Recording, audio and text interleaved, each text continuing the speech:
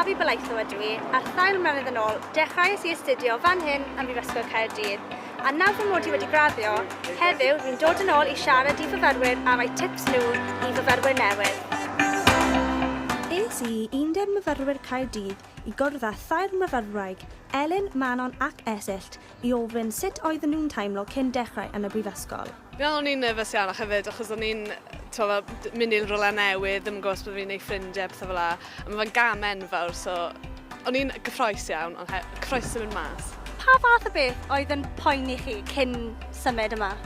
O'n i'n poeni am pwy o'n i'n mynd i fyw gyda, pwy oedd yn mynd i fod yn y fflat gyda fi, a hefyd os o'n i'n mynd i gallu reoli arian yn iawn hefyd. Fi'n credu'r un peth, really, fel o'n i'n really poeni am arian, achos dim ond fel o'n i'n cael incwm bach iawn pan o'n i'n ysgol, a wedyn pan ti'n mynd brifysgol, ti'n cael som enfawr o arian, mae rhaid i ti reoli e, so o'n i'n bach yn nerfus am hwnna hefyd, dwi'n meddwl. Yeah, definitely arian, achos ti'n gorfod budgeto a neud yn siŵr bod ti ddim yn gorwario a mynd mewn i overdraft. Mae arian yn un o broblemau mwyaf i fyfyrwyr newydd. Mae'n arolwg diwethaf ar ran y Sutton Trust, diweddodd 47% o ddisgyblion a'i bod yn poeni am gost addysg uwch, yn enwedig talu ffïoedd dysgu. Cwrddais i gyda Fflir Elin, llywydd undeb cenedlaethol myfyrwyr Cymru, i drafod pam bod arian yn achosi problemau i fyfyrwyr. Un o'r pethau sy'n poeni myfyrwyr ar hyn o bryd yw cost y byw. Felly pan mae myfyrwyr yn dod i'r brifysgol, mae cost y byw fel renti, jyst cost y byw yn gyffredinol yn uchel iawn. A dy'r arian maen nhw'n cael ddim wastad yn ddigon i allu gadael iddyn nhw fforddio wneud hynny.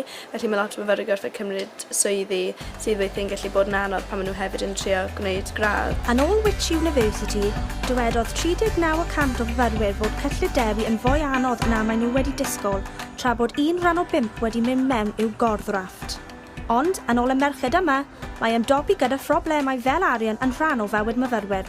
Cael ei bod rhaid i chi ymdopi a bod rhaid i chi ddysgu. Mae fe'n brofiad anhygoel i fod yn annibynnol. Mae fi wedi dysgu lot ers dechrau'r brifysgol. Mae'n swnio bach yn corny, ond fel ti'n tyfu gymaint fel person, a ti'n dysgu gymaint trwy cwrdd â bobl newydd, a ti'n tyfu, heb ti sylwi, ti'n rhoi mewn i oedolyn, a mae'n eitha scary, really.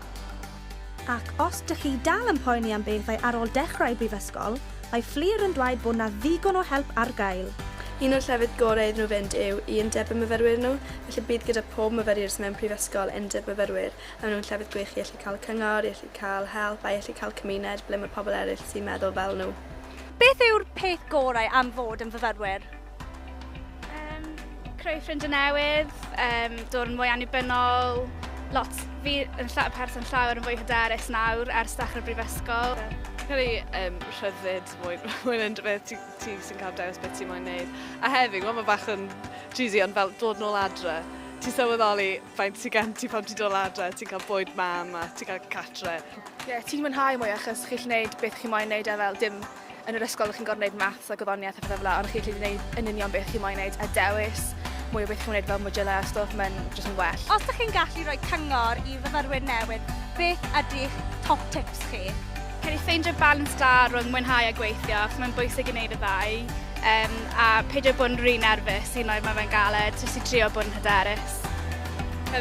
Peidio bod ofn mentro, trio pethau newydd, a cwrdd pobl newydd, a hefyd, os yw'r wythnos cyntaf ddim yn mynd yn amazing, mae dal aroswch y mas a fi'n siŵr dydd yn well. Y mwynhau a taflu dy hun mewn i bopeth. Mae pawb yn un cwrs, so os chi'n teimlo nerfus, mae pawb arall yn teimlo nerfus hefyd. Yn ara bach, neud i'r grŵp o ffrindiau di, a dyw e ddim mor scary am y pawb yn meddwl. Top tip yn gyffredinol yw i ymuno â clwb neu cymdeithas neu prosiect gwirfoddoli, achos fi'n meddwl maen nhw jyst yn newid eich profiad chi fel myfyrwyr yn y brifysgol.